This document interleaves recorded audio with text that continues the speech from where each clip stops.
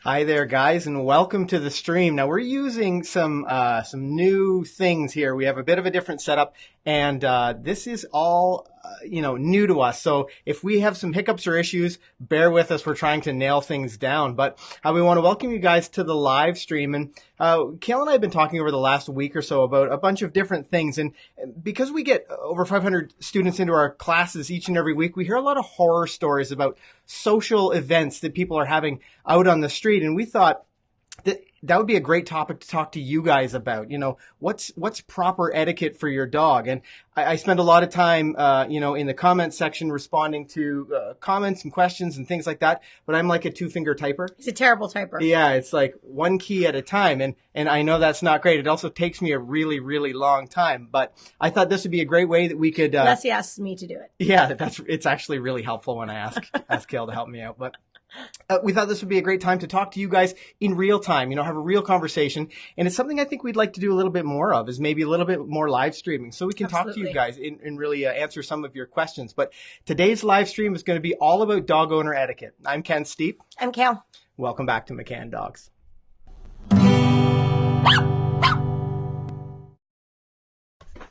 Okay, we're just adjusting our seats so that we're in a better position. But the topic of dog owner etiquette is something that I feel like maybe it's a sensitive one for some people, but we have really, firm beliefs on what is appropriate and inappropriate for a dog owner to do with their dog. And it's because we see so many dog owners a week, or maybe it's because we see people have these horrible events or awful things happen as they're trying to help their dog to be right, that we believe it so strongly. So I'm going to let Kale take the floor here and just talk about what's top of mind for her in terms of dog owner etiquette.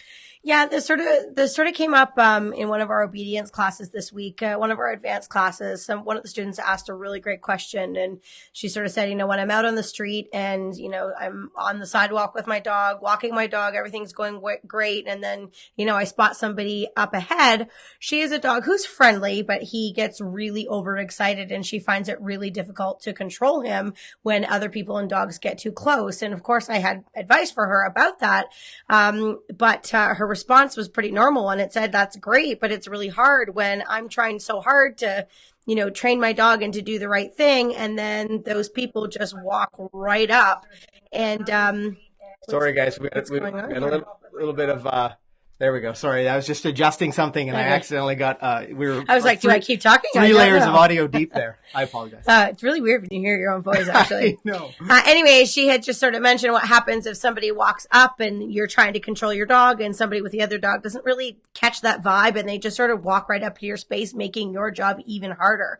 And that's so hard because you're trying to do the right thing, and it can be very challenging to make good choices, good training choices for your dog, when other people don't recognize that it's not the appropriate time to go up to them. And my advice was hers, don't be afraid to be a little bit snobby, if you will. So, when we're walking our dogs out, I don't really walk my dogs on the sidewalks very much because I like to avoid people at all costs. But, and the reason why I say that is not because I don't like people or I don't like other dogs. I wouldn't do my job if I didn't, but I don't trust other people and other people's judgment of their dog's behavior.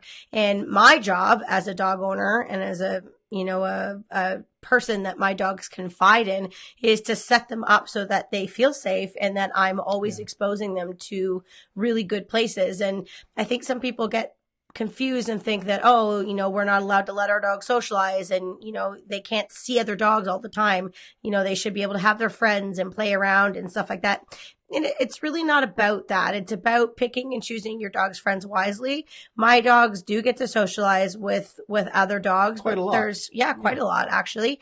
But there's a lot of factors that I take into consideration before I allow that to happen. Let me talk about some of the things that we consider for sure. first. Yeah. So, first off, we need to know that that owner and that dog, understand their dog. Or that owner understands their dog. It's really important that they know the signs that their dog might be getting too excited, or maybe roughhousing too much, or that they may get too stimulated when interacting with another dog, and they need to know when it's time to step in and separate those two And dogs. unfortunately, there's a lot of people who don't have a lot of experience reading dog body language, and often the dog's excitement or behavior, people think that it's excitement or just that the dog wants to play. But through our eyes, we can see a little bit of a different picture sometimes based on the dog's body language. Sure. And so, you unfortunately, it would be great if you could trust everybody's word to say, oh, my dog's friendly, don't worry. But our advice would be just to be cautious about that, because a lot of people, and they don't mean anything by it, but they don't really know that their dog isn't really portraying very friendly vibes, and that can set you up for a bad situation. Yeah, and you know what? This sort of, I'm going to take a step back for a minute when we're talking about walking with your dog on leash, like on a sidewalk, for example.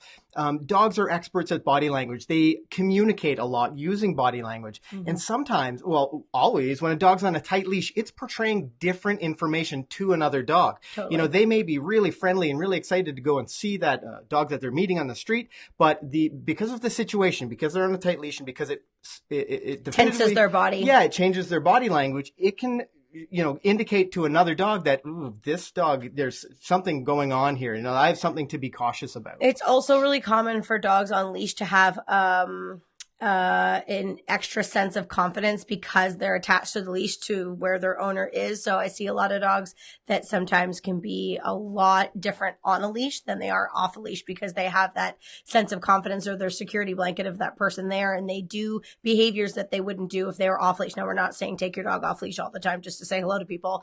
We're going to get into that a little bit later, but just don't be alarmed if you're getting a different response from your dog on a leash versus off, based on how other people, or especially other dogs, will read your dog's body language in that moment.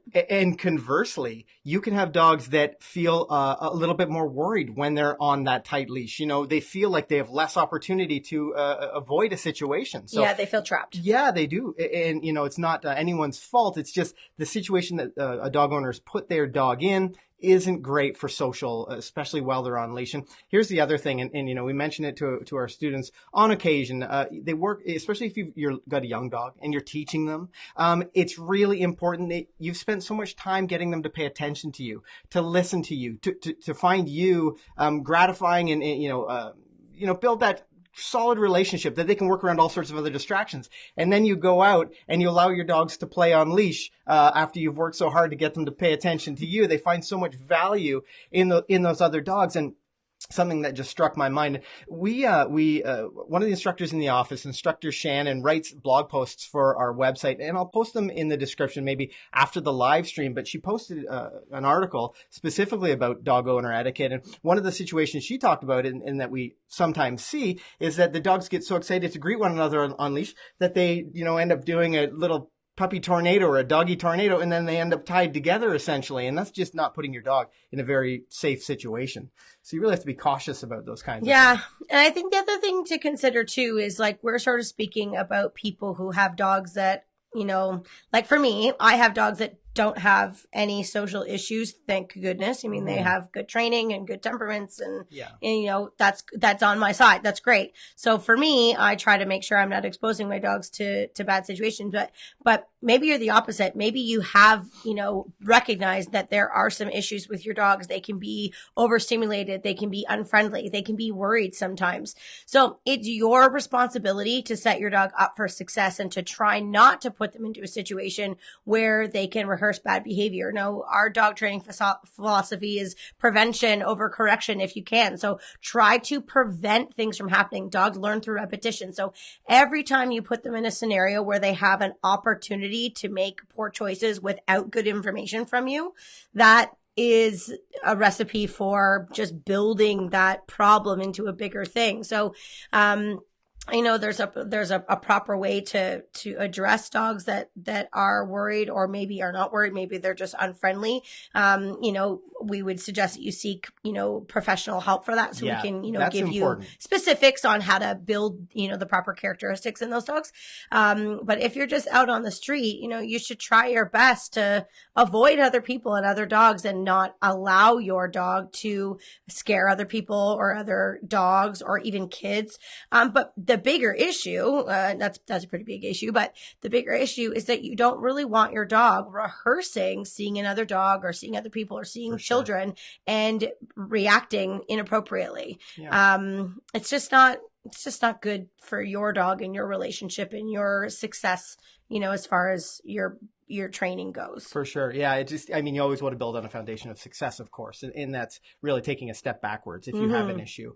I'm just going to mention now, so I've kind of got the chat popped out to the side, but this is a new setup. So if you guys have questions, drop them in the chat. Whether it's below on your mobile or maybe beside on your desktop, and I'll do my best. We'll answer some of those questions, but as we move along, I'm hoping that everything's working correctly, but I can't be totally sure until it starts to happen. But just as we're talking here, as I posted this earlier, I remember a couple people posted some really great comments. Yeah, that's a good. I'm gonna on my post. Okay, I'm gonna.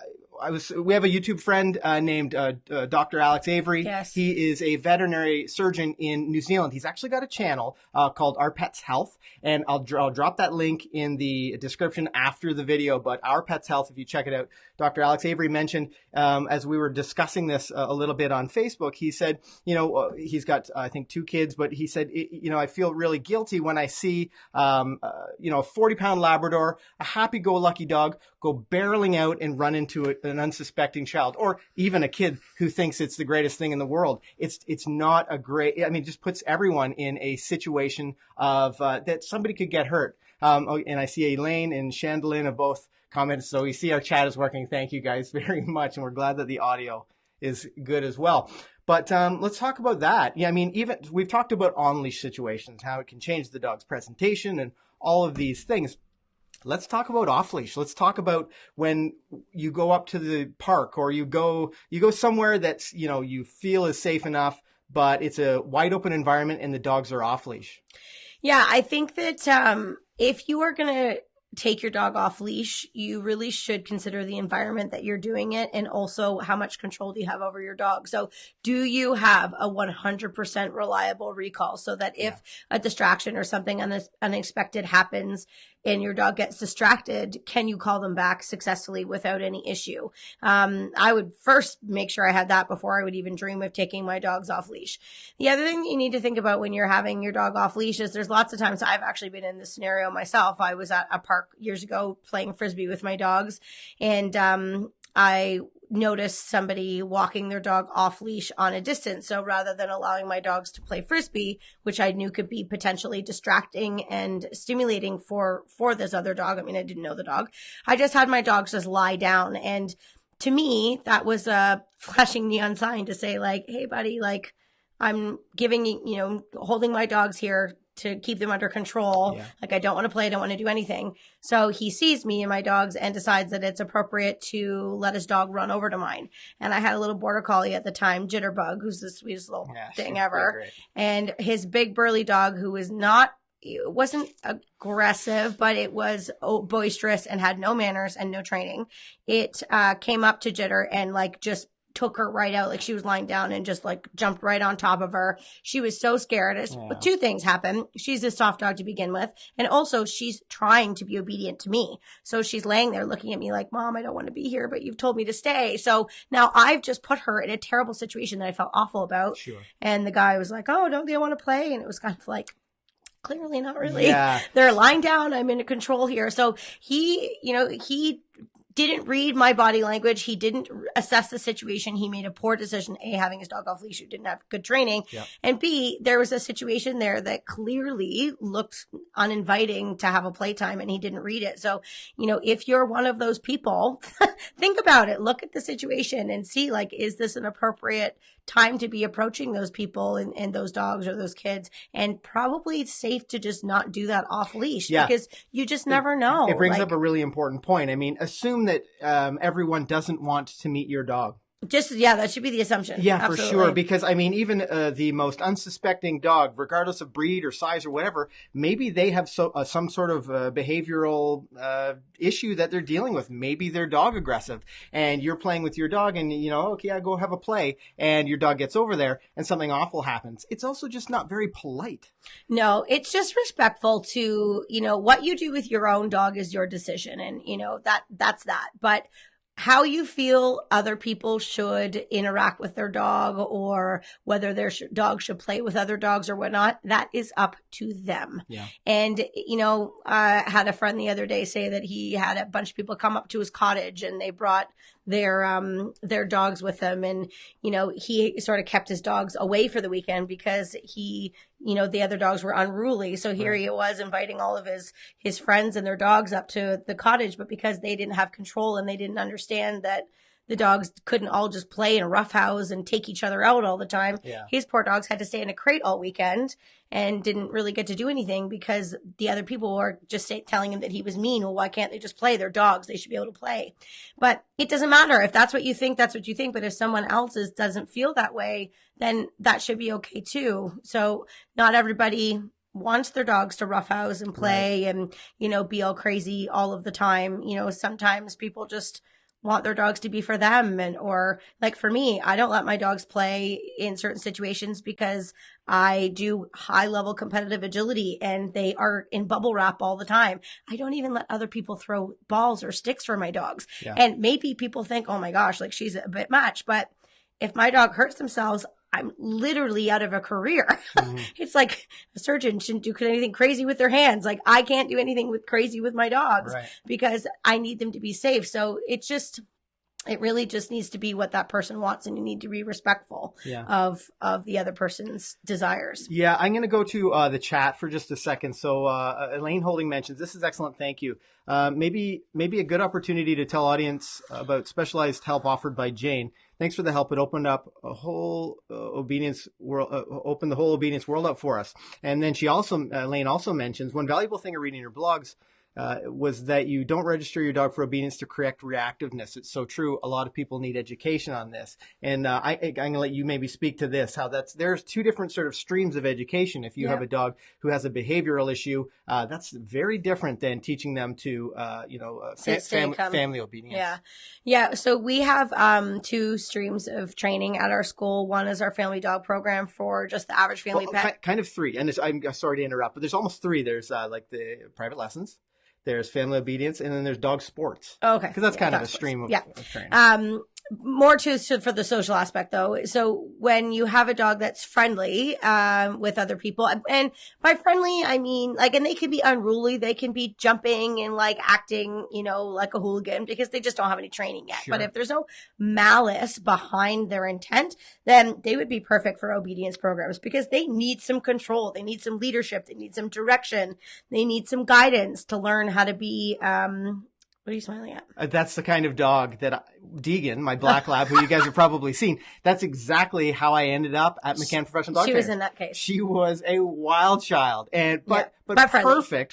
Friendly. Perfect for the family obedience program, although she was very outgoing. Yeah, for sure. Wow. But if you have a dog that has a behavioral issue or a social issue where, they could potentially be inappropriate with other people or dogs or things like that, the streamlined training isn't always a good option for them. And they might not be ready for that type of thing yet. Like there's other issues that need to be worked out as far as their social skills go, or maybe their relationship with their owner. That needs to be worked out a little bit more before you go into your actual training and figure out the thresholds that, that they have. When they reach this threshold of stimulation or worry or whatever, then they react. So we don't want to be setting the dogs up to make a lot of failures. And I think I said that earlier. Yeah. Our goal is to put the dog in a situation where they're challenged for sure. I mean, it would be totally boring to train your dog with no distractions and nothing going on. That doesn't help anything. But if you're putting your dog into a situation where they're constantly going to fail or make bad choices or learn bad things, then that is not productive dog training. Right. You need to be putting them in a scenario where, yes, they're going to be challenged, but that you as the owner can learn what you need to do.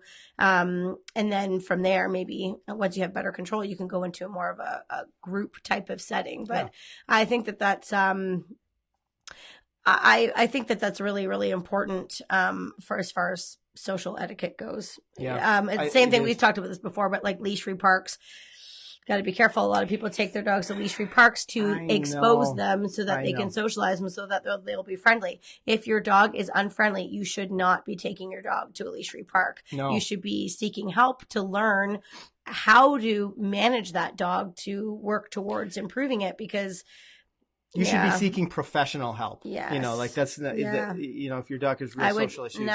I don't want to use my dog as a guinea pig at a park where some dog could be unfriendly. It's just, for your sake. Couldn't pay me $1 million to take my dog to one of those. For your dog's sake and for all of the other dogs that are their sake. It's your responsibility to make sure that you give them the best information that you can. I actually did a live stream maybe a little bit more than a month ago about dog parks, and I can pop a link in the chat or pop a link below after or whatever. You can check that out. But we have very firm beliefs about dog parks because we hear every single week there's another situation of someone who's got to come in for behavioral training. There's so many other productive ways to socialize your dog. And if you're going to exercise your dog, there's all kinds of other ways that you can exercise your dog that strengthens your relationship with your dog rather than the opposite. Yeah, I want to get back to dog parks in just a second, but I'm going to go to the chat here for a second. So Miss Lady Fair Pets says, I'm not sure how to phrase this, but how do you make sure your dog only listens to you? Like someone else tells them to come and they don't go off with someone else?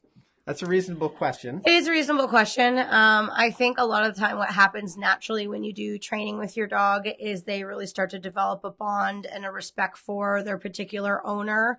And then they start to only have eyes for them and their family members. I know our dogs are like that anyways. If we go, they don't really pay attention to other people. I mean, I'm sure if I was to tell them, okay, leave me, you can go, and give them permission, they would probably do something for somebody. But I have brothers and sisters that try to get my dogs to do things, and they'll say something as simple as sit, and my dogs will look at me and be like, do I have to listen, or should I listen? So that happens naturally with training, I think. This also brings up the question, Miss Lady Fair Pets, is your dog running off to be with that other person, or are they chasing that other dog, as that dog runs back to that person? So, again, we'll go back a little bit to having a reliable recall. Yeah. That's one of the most popular reasons people come to us for training, is to have a recall that works 100% of the time. And it's so important when your dog's off leash to allow your dog to make a good decision and allow your dog off leash, give them lots of freedom.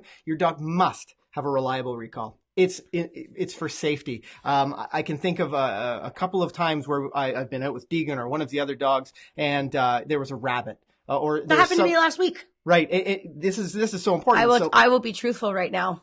I had a 14-month-old puppy at the time. Well, at the time, she's still 14 months today. This was last week. And a 10-year-old dog out at the same time chasing the bunny. Take a stab at who came faster. That's funny.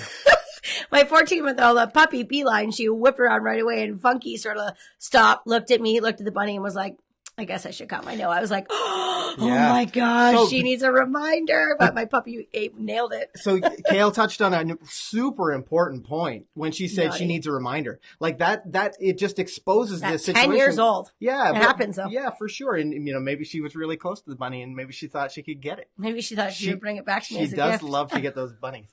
But it presents this great training opportunity that you can work through, even with a 10-year-old dog, regardless of their age, regardless of their level of training. You find this thing that, maybe you just want her to turn a little faster. Maybe you just want your dog to lie down a little bit faster. Training, is training skills. So we teach training skills. It's like a set of tools that you can take with you forever with that dog. You can use these tools to, work through some exercise, something. It's like, you buy a bunch of materials to build a house, and you buy a hammer and a saw. You use that hammer and that saw to build a house, but then you can also build a little garage with that same hammer and saw. So you can apply those skills that you're learning to your training. And it's not unheard of to, speed up a dog's sit, or teach them a new skill with some of the skills that you have already. It's really important. But I love Miss Lady for Pet's comments. So but keep in mind, you're working your recall, working your response to name, all of those things that will bring your dog back, and have a look and see whether your dog's chasing that other dog as they run back to that person, or whether they are running to the person. Yeah. Vicky Rayburn said many people think dogs need to run or play with other dogs to tire them out, such as doggy daycare. They don't realize that obedience tires them out mentally, and in return they get a well-behaved dog. Right. Vicky, we love you. We love you. Yeah, she's absolutely honestly right. Is like, that is exactly what we tell people. There's so many ways. I always give the example of, like, if you write a math exam, for example, and you're using your brain for like 2.5 hours, think of how exhausted you are by the end of it. Like, mentally tying your dog out in a way that actually allows you and your dog to spend some quality time together, I think is just really, really great, rather than sort of, letting them go free run and, exercise. You can take your dog for a run yourself, or like we've recently just started doing a lot, we were in Florida, not here, but biking with our dogs, and they love it. It's a great way to spend some time together. We play Frisbee, we play Chuck It, we go for trail hikes, just get outside with your dog. Yeah. Another thing is agility. Yeah. The dog is physically active, but it's also mentally challenging for them. So there's a major connection between you and the dog. Yeah. So whether you're exercising their brain or their body, it's going to have that same calming effect. It's going to have that same relationship building impact. And there's a lot of value there, to simply, to teaching obedience. And it's fun. I love it. I enjoy it. That's why I'm sitting here in front of you on this camera today. But that's a really great point, Vicky. I really like that one. We got a big grin. Yes, big happy face. No, it's more like when the dog is in a sit stay and we are training another dog, and I or someone else can say come, and the dog just goes to them. Yeah, that would be something that, we wouldn't really want your dog to do. If a dog is truly listening to their owner, and another person calls come, they really shouldn't really be that distracted by that. So that could be if you're having that issue. It doesn't sound like you are. I think you're just making that general statement. But if somebody is having that issue, then you need to work a little bit more on your dog's focus on you and their attention on you.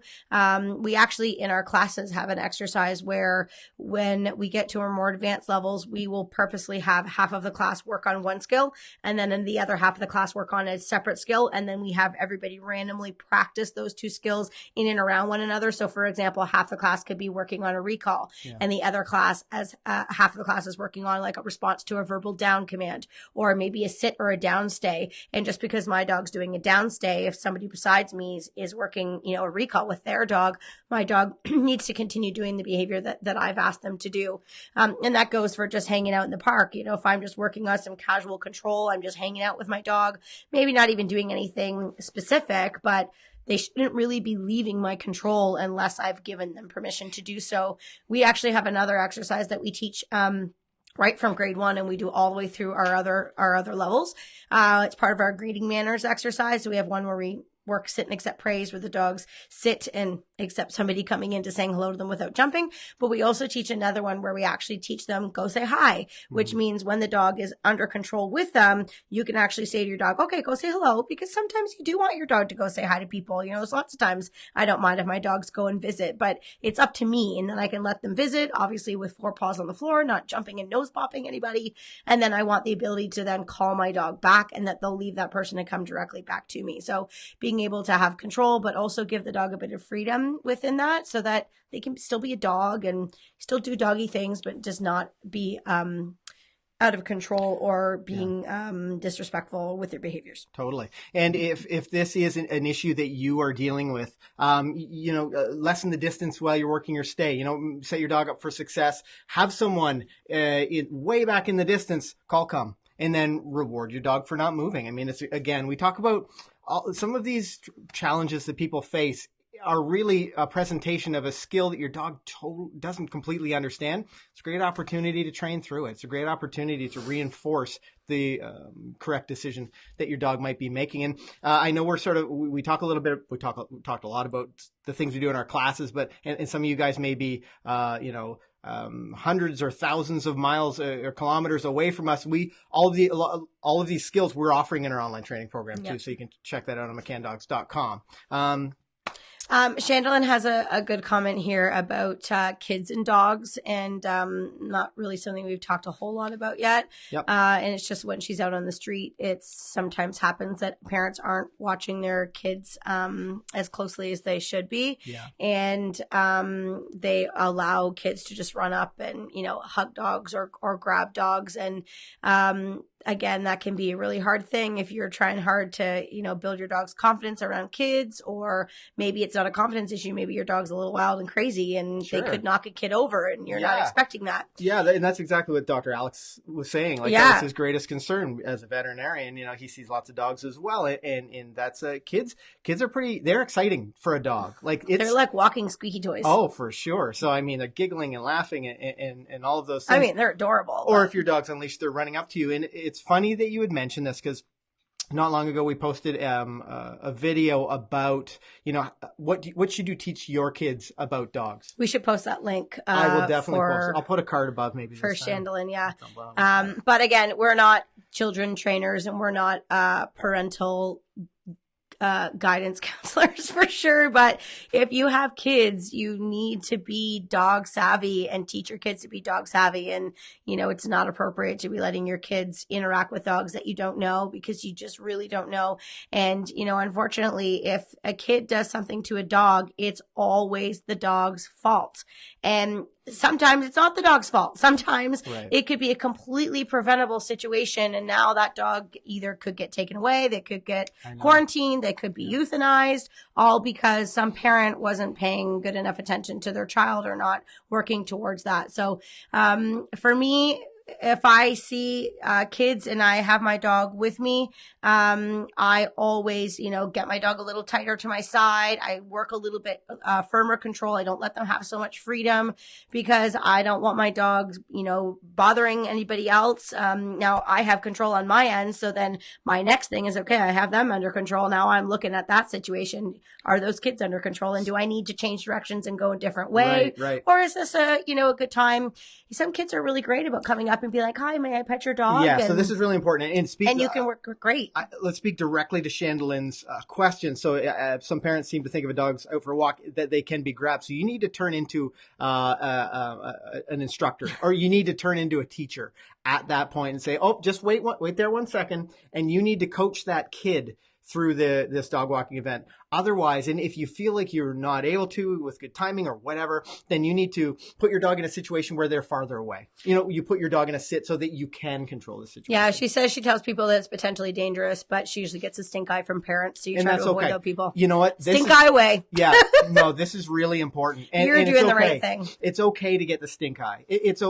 Because I get the stink eye all day when I'm on walks with my dogs, and I don't really care at all. Yeah, this is about your dog, and it's about your dog's well-being, their safety, their learning. So it's okay if people don't think you're nice.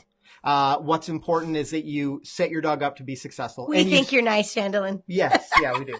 And I want you to keep that in mind. This is really important. So, for example, Kayla and I forget where we were, somewhere in the world, and we were somewhere in the world. Yeah, and we had some of our dogs at a dog park. And the gentleman came in with this happy-go-lucky golden, looks like a really sweet and kind dog. We were in Florida. But was it? Yeah. But the golden was really energetic. And we said, he came in, he said, we took our dogs up and we just left and we said, hey, okay, yeah, the park is all yours. And he said, oh, don't your dogs want to play? And we said, oh, they're not really into playing. They're not really that friendly. And I was confident saying that. And we know how friendly our dogs are, but we lied. Yeah. Because I didn't want our dogs to go through a really negative situation. So, and I'm okay with that. And Chandlin, you be confident about that. When you get the stink eye, you're really protecting your dog. I think it's important. Hi from Finland. Oh, cool. Oh, I love Finland. Kayla has lots of friends in Finland. I do have lots of friends in Finland. I love it there. Yeah. It's like the European Canada. to me. It's so homey when I go there. I don't know similar. what it is about Finland and Canada that feels so similar, but I always feel so home and comfy when I'm there. I love it. Yeah. Except we need more saunas. Yeah, I know. Miss Lady for Pets says, when will your online be available again? Well, actually, we have our My Dog Can base program is always available on our website, McCannDogs.com.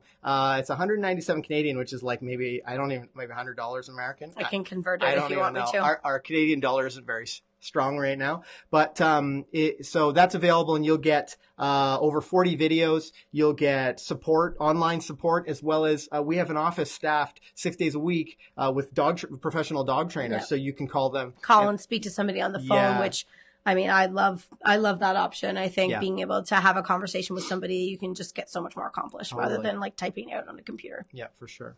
Chandlin, I feel my border collie loves kids. My Aussie is so nervous. Some people wave at my dog, walk towards us, and I turn away. Sorry. Yeah, that's just what you've got to do. You know, that's about when we talk about relationship with your dog. That's a major part of relationship. When I mention relationship, is knowing what your dog is capable of and what they're not capable of, and understanding that one of your dogs may be, okay in a certain situation and one won't be.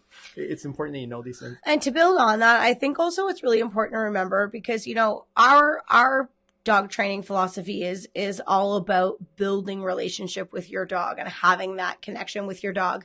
And part of making these decisions for them is something that will allow your dog to feel more comfortable about the fact that you're their leader and that you're going to protect them.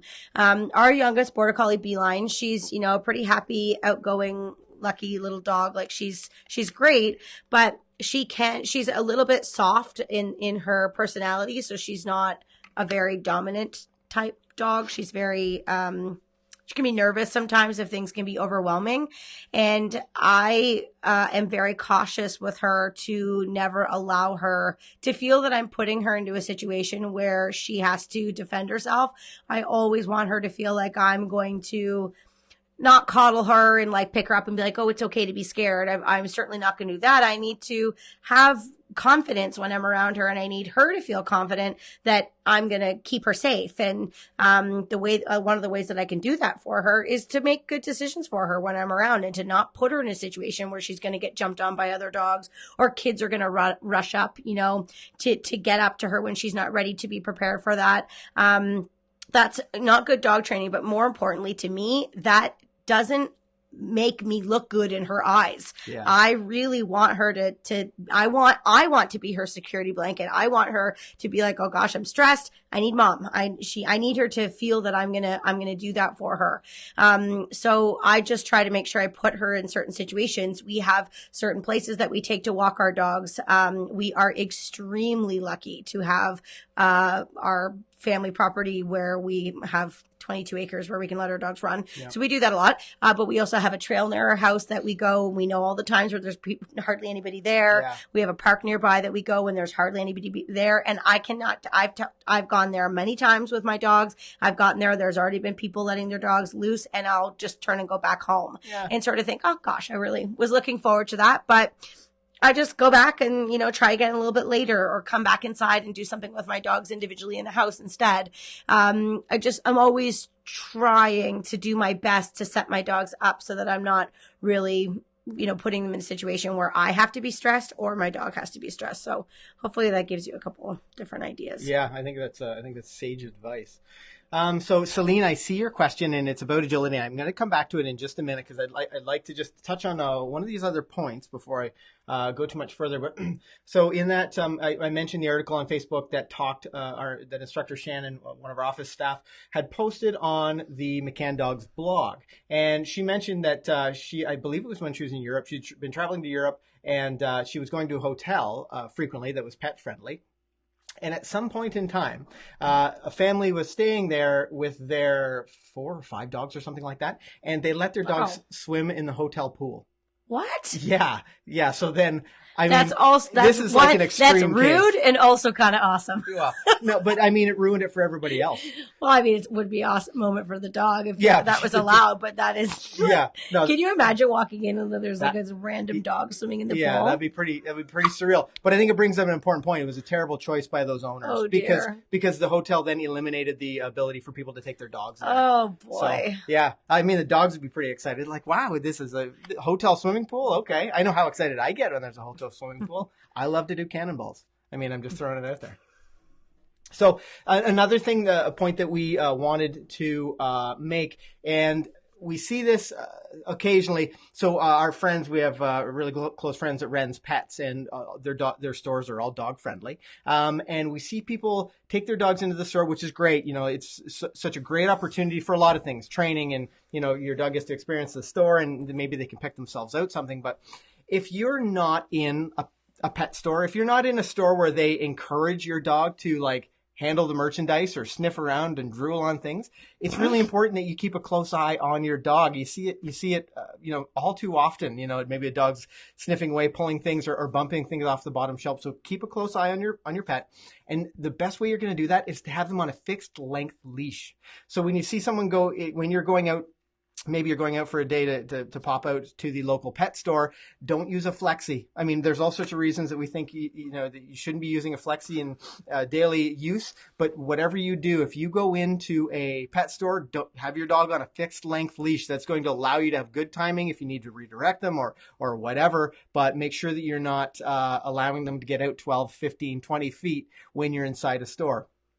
To add to that, if you have a male dog, and we have some male dogs, if you have a male dog, keep a close eye on them when you're in that store.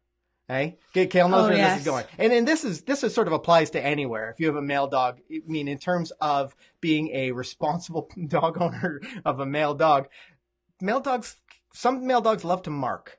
They do. So keep an eye on those dogs when they're in that pet store. When you're out in an environment where it's just not okay for them to be marking, keep an eye on your male dogs, because I know our dogs will, you know, mark on stuff, and certainly they wouldn't if we told them to leave it or something like that. But keep an eye on your dog, especially in those pet stores. I think it's really, really important. Especially if one dog has done it, then sometimes right. they want to mark on top of it. Yeah, which is also that's a bit of a hack. That's a bit of a hack for you puppy owners. If you have another dog, have them go pee in an area and then take your puppy out and see if they want to pee over top of it. It's a trick we use at the airport before we fly our dogs. Yeah, really, really handy.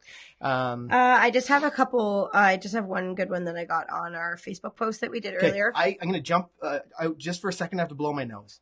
I'll be right back. I know, and I keep sniffling and I feel bad. I'll be right back. This is live. I don't know how this is the challenge. We'll make them go far enough away that you can't hear them. Anyways, Helen Brown is a person on my Facebook, and she said she wouldn't be able to make the live chat, but 2 etiquette things that she wished all dog owners did.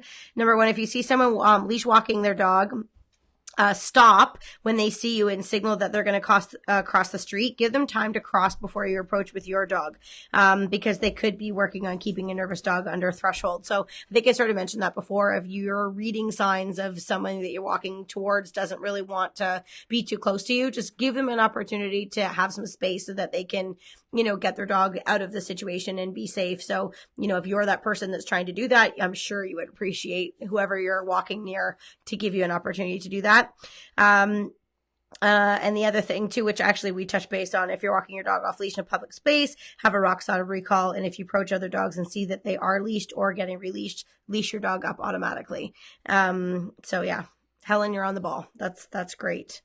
And the other one is something that's pertaining to agility trials, which I don't know if you want to go there or not. But yeah, so okay, let's answer Chandelin's question, and then we'll sort of switch gears into agility just for a moment. We got Kale's got an appointment. I've got a meeting coming up really soon, but I think this is a good conversation, and the people that have been in the chat have been asking some really great questions. So let's answer Chandelin's question, then we're going to jump back to Celine's question, and then we will discuss agility because I think it's really important. Yeah. I think it's an important topic. So Chandlin says, I feel you're not hogging the conversation. We really appreciate the chat. And this is why we do this. So that we can answer questions, talk to you guys, and have a discussion about it, because we like to talk about this stuff. So she wonders how we explain all of this etiquette to our clients. Sometimes they just don't get what they're allowing their dog to do. They don't get that it's rude and potentially dangerous to the dog. So this is something that we talk to our clients in a number of ways. Often it has to do with a lot of the exercises that we're already teaching. So when we're doing our walking on lead exercises or our greeting exercises, for example, we always set them up in a realistic situation so that people can sort of almost role play, if you will, so that we can be like, okay, this next one, we're going to pretend we're walking down the street and you see another person, and we'll have the students, practice with one another and sort of go through those things that they would maybe need to do outside in the real world. Yeah. So we talk about it that way. We also have a lot of, literature that we give out to sort of follow up with what we're saying to them in classes.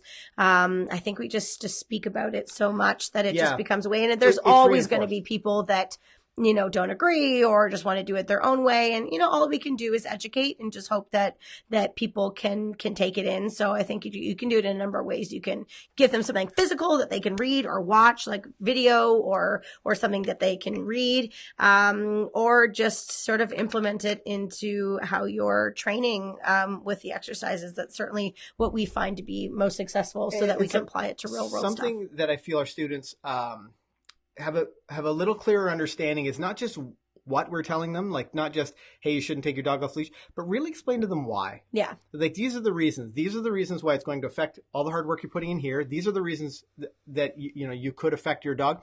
And with the amount of horror stories that we've heard, we can always, explain something that's happened. We can use a scare tactic. Right. Yeah. and it's for the best. Yeah. So, that's often how we do it. We tell them that not only what, and offer it to them at several occasions, we tell them why. Mm-hmm. That seems to help. The why is always helpful. Yeah. So let's shift gears just for a second to talk about agility. Yeah. And dog etiquette and agility. But before we get to the actual etiquette part, I want to mention Celine's question because it's been up for a bit.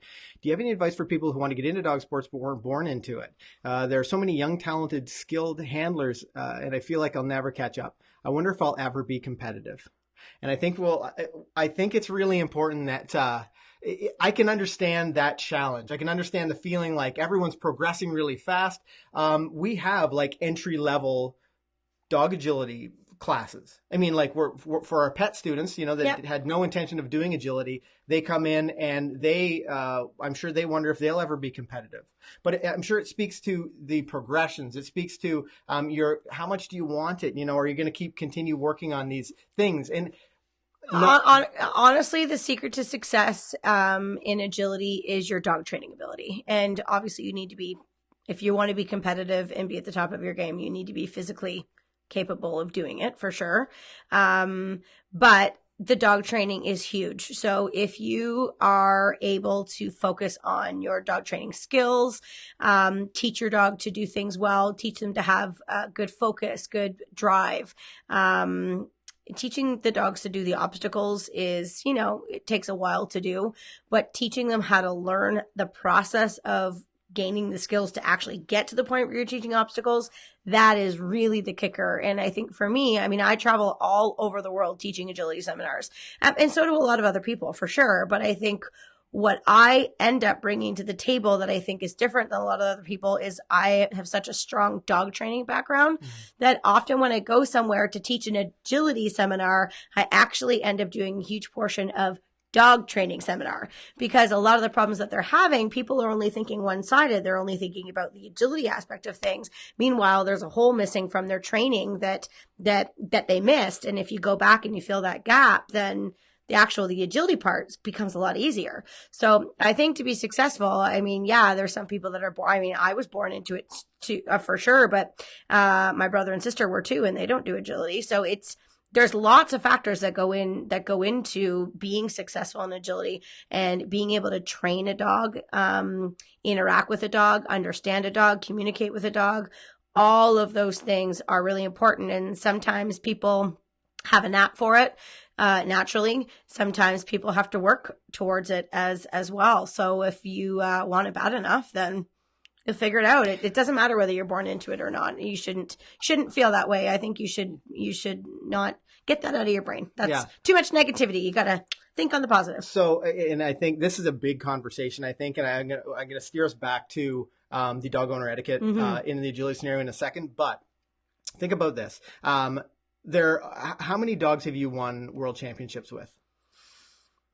Four different dogs you've won a world championship with, entirely different dogs. Or maybe five. So there's a foundation there. There's a foundation beneath all of those different dogs that has allowed Kale to be successful, to motivate her dogs, communicate with her dogs, to train her dogs, to understand her dogs. And that foundation is that she's been steeped in a history, not Ken steeped. Did you put that word in there? No, not intentionally. And then I thought about it after. In that dog training, that it's so important. And I can't stress it enough because I teach agility with Kale, and I go to some of those seminars, and I mean, it's so vitally important that you understand how to train your dog and how to communicate with your dog, and that you have a dog who listens before you. Because otherwise, if you have a dog that doesn't listen, it puts a ceiling on your ability, your dog's ability, for sure. Absolutely. So this is a big conversation, and actually, I think this would be a great. This is another live stream topic. I think so. I think this is a great other live stream topic, but I want to just steer us back. But if you haven't, if this is your first time on the channel, hit that subscribe button because we'll be live streaming about how important obedience, or I don't know, we'll come up with something that talks about how you can be successful in agility. Absolutely. Yeah, I think it's really fun. So just a little bit on etiquette at a dog show for those of you out there that, Chandler, that's nice. She said, I love how humble you are when people talk about your world championships. I know. Gloat, girl, you've earned it. It's uncomfortable. Every month we do a new grade 1 intake, and we have all of our hundreds of mod families sitting in a room, and Kale never mentions her success. And then I'm always standing up in front of these people, and I say, I don't know if she's mentioned this, but she's like 21-time world champion, and she blushes and she's like curled up in the corner. But I would be, if I were. It's not that I'm not proud. I'm extremely proud. I'm very, very proud of what I've accomplished for sure. I don't know. I feel a little awkward, like throwing it in people's faces. If I were the best at anything, or if I was like that successful at anything, I would be telling everyone. No, about you it. Wouldn't. I think I would. You are just like me. You would be the same way. That's what it was, I guess. Although you do brag a lot about being good at rock, paper, scissors, so I don't know if that's the same. Anyways, pick rock. Okay, dog owner etiquette in agility, and then we're done. Tighten it up, yeah. So when you're at a dog show, it doesn't even need to be at agility. I just happen to go to a lot of agility events myself. But whether it's, conformation, obedience, flyball, whatever it might be, I think most of the time, I think most people are pretty savvy there around dogs. But unfortunately, I think a lot of people assume that dogs that are at those competitions are going to be different than like normal pet dogs. And there's still dogs at those competitions that have social issues. And to be perfectly frank, some of the dogs should not be in those scenarios, in a situation where they can be disruptive to other dogs that don't have issues. That I've been many places where I've had to walk my dogs with myself blocking because other dogs. Actually, I was at a fun match last weekend with Beeline, and somebody came in with a really unruly dog, and the moment it walked through the door, it lunged to the end of the leash and snapped and was about 10 feet away from B. And B looked, and I just automatically shoot her away, started playing tug, and like, woohoo, that was so fun. Like, oh my God. But I didn't want to make her feel stressed, but I thought, this is so annoying. Here I am trying to build confidence in my young puppy, exposing her to this environment for like literally the very first time. And then I have to deal with that. So what do you do if you have a dog that is reactive or that may behave like that? Like, what would your opinion be for those people who are like, I'd love to do agility, but my dog's, I would be addressing the social stuff first. Yeah. I wouldn't be saying, well, my dog's going to, go attack other dogs when they're off leash, but hey, I can get them around a 12 obstacle course or a 20 obstacle course. Look at me. you got to get your priorities straight. Either at some point, your dog has to learn to be respectful. And there are some dogs at the dog trials that have social issues and don't want to get into other dogs to get in their face. But they have good control from their owners and they don't go looking for trouble. And those owners that have those dogs are well aware and they set them up in situations where they keep them under control. Sure. They don't put them in tight spaces. Yep. Those dogs are fine. They listen well to their handlers. They don't go looking for trouble. And not every dog is going to be perfect and going to be friendly all of the time, and that's okay. I'm speaking to those people who don't recognize their dog's issues. They put their dog into situations where it upsets other people in those scenarios and can make the experience of other people at that competition a negative one because they aren't responsible enough for their dog. I find that can be just really disappointing.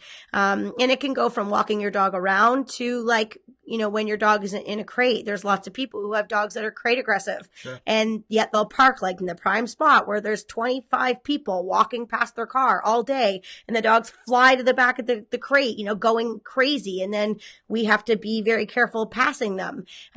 So one, you're making other people's experience sour. And number two, and most importantly, when you're inside watching agility and your dog's just barked at the crate for a half an hour at 20 different dogs, do you think that's good information for them? Yeah. No. Right. So you're not setting your dog up to, you're teaching them that it's okay to do that. So you've got to be responsible when you have other dogs and to set them up so that they're not making those choices, so that on both sides of the party, whether it's the dogs that have issues or the dogs that are stressed or upset by those things, that you're able to work together. And I know I sound a little bit maybe passionate and angry right now, but there are certain places and trials and people that I will not take my dogs around because again, I don't want my dogs to have bad experiences. And also that type of stuff stresses me too. Yeah. If I walk past and I'm hanging out with my dog and have a lot of fun and all of a sudden a dog flies, to the back of the crate and I get startled,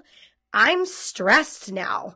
And so now I'm stressed and I'm supposed to be going to the ring and having this great time with my dog. And I don't feel good because I'm pissed off that I just had to have that experience. Or I was at a competition last year and I was walking my dog, and he was tugging on the leash and having fun with me. Yeah. And a dog jumped out and grabbed him by the side, pulled a big chunk of fur out of his side. And the girl just kept walking away. And I was like, no apology, nothing. No, it's not cool. You gotta be better than that. We want to be having fun. I mean, you go to these trials to be competitive but it's got to be fun. And being in that stressed state of mind, especially if you have a dog who also gets in that stressed state of mind, which would happen most of the time if there's a lot of, crate lunging going on, but it just takes the fun out of it. So, if you have a dog who, is crate reactive, you put them in a position where they're not going to rehearse that awful behavior. If you have a dog who help your dog. It's the overarching premise. We're not trying to be, we're not trying to point our finger. I think most importantly is know your dog and know if there's issues there or not. And if you have control over your dog, awesome. That's great. And like I said before, some dogs just don't like other dogs in their faces. I have a dog like that too. If a dog just jumps up and gets in her face, then she would probably lift her teeth and sort of say, bug off. And I don't think there's anything wrong with that. Yeah, that's completely appropriate. Yeah. But she's not going to look for trouble. She's not going to go out of her way to bother anybody else. She's only has eyes for me. So knowing that, I'm not going to put her in a situation where she feels like she has to have that defense mechanism. Mm-hmm. And so it's important that other people are doing the same and that you're just being respectful to those around you and giving each other space or creating a little bit further away from other people, or maybe walking your dog on a gentle leader instead of letting them, pull and lunge to the end of the leash all the time. I'm just something I just thought about. There's lots of things you can do. Is imagine a dog that's about to go in the ring. Maybe they're 5-6 dogs away, and they've just spent the last 15 minutes lunging and barking at a crate. What state of mind are they going to be in when they come out of that crate and go on into the agility ring? Yeah. I mean, they're just not going to be thoughtful, or mindful, barking excessively or whatever. Yeah, it's going to be too much for them. So that's another reason to be really aware of what your dog's doing now. I want to get, I saw a question here about herding, I think. Misabi Shepherds, I hope I'm pronouncing that right. I apologize if I'm not, but hi guys, my Aussies have been doing herding trials, but I would like to get them into agility. But there seems to be a bias against the herding dogs in agility. Any Who thoughts? told you that? Now wait, That's so baloney. I don't know if we actually have playlists. One of my favorite things to do with with our dogs is herding. And I have a border collie named Mac who I go herding with. We actually have a sheep herding playlist from some of the competitions that we've done and training that we've done. And I love the guy, but I can't wait to get out there and do more herding. But Kale, do you feel like there's there's some sort of bias against herding dogs? I haven't seen it. The best dogs in the world are herding, maybe not dogs that specifically do herding itself, but herding breeds. I mean, border collies, Shetland sheepdogs, Australian shepherds. They're some of the best agility dogs in the entire world. There's certain dogs that wear both hats. They can go in sheep herd and then they can go and do agility for sure. Now, one thing you might find, and this is what we found with Rad is like super high, super fast, and that doesn't, as an agility dog, that doesn't lend itself that well to herding. I mean, he's got such a strong eye. No, and that was what I was going to say next, because if you do a lot of herding training first and then you go to agility, there's going to be some bleed over of behaviors that you don't want, like stockiness. Like some dogs will be slow coming down the dog walk, or they'll flank a lot. You don't want dogs doing a lot of flanking in agility. Or vice versa with Rad. Rad was raised on agility training first. He was taught to do everything Mach 10 with his hair on fire. Yeah. And that didn't blend well, taking him to sheep herding. So yes, there are some issues that you sort of have to work through, but it's 100% doable. You just have to train. And if we were going to do it again, like Beeline, for example, she's being groomed to obviously be my next agility dog, but Mac being 10, she's also being groomed to do herding with Ken. And she's started herding when she was 11 months, like maybe. Yeah. She got on sheep for the first time. If you guys haven't seen that video, it's on our channel, and we had her. I mean, she's adorable. Oh my God. It's so cute. And she did well. Like, she understood balance points relatively well. But we were at the USDAA Nationals, and they had a sheep herding, go try it out kind of thing. So if you haven't seen that video, check it out. I'll have to post it in the description maybe after. I'm not sure what it's called. You're going to have to make a list of all the things. I know. I'll have to watch the stream and then post all the stuff in the description. But. Yeah. So anyways, if you sort of work on both, I don't think that there's any problem doing both. Like I said, like herding breeds, I think are often excellent at agility. So I wouldn't let that deter you from trying agility if it's something that you'd like to do. I noticed, we'll just take one last question or comment by Montana Sammy Joe. I don't go to trials, but I carry a service dog, and we experience bad behavior by other so-called service dogs, and can relate to that aspect. Yeah, that's, not uncommon. I feel like this is a big topic, but I think it's important that if a dog is a service dog, that they are obviously well behaved and have some clear skills before they're treated as a service dog. Speaking of agility, and Chance McCann dogs might put a bid in to host the 2020 IFCS World Championships. I see they are looking for clubs in Canada who have interest. Don't let my dad see that question. That is his world dream. He's probably watching. His world dream is to host a huge event at our place. Oh, Chandlin, I think you've planted the seed. We'll see if that's something that's it is a one-ring event, so maybe it's possible. I'm not sure, but you never know. That would be pretty cool. I competed in IFCS World Championships many a time in my life, and it's a fun event, so that would be cool. Okay, we should wrap up. Yes, on that note, thank you guys so much for watching. Tons of great conversation and discussion in the chat. And we hope to do this more.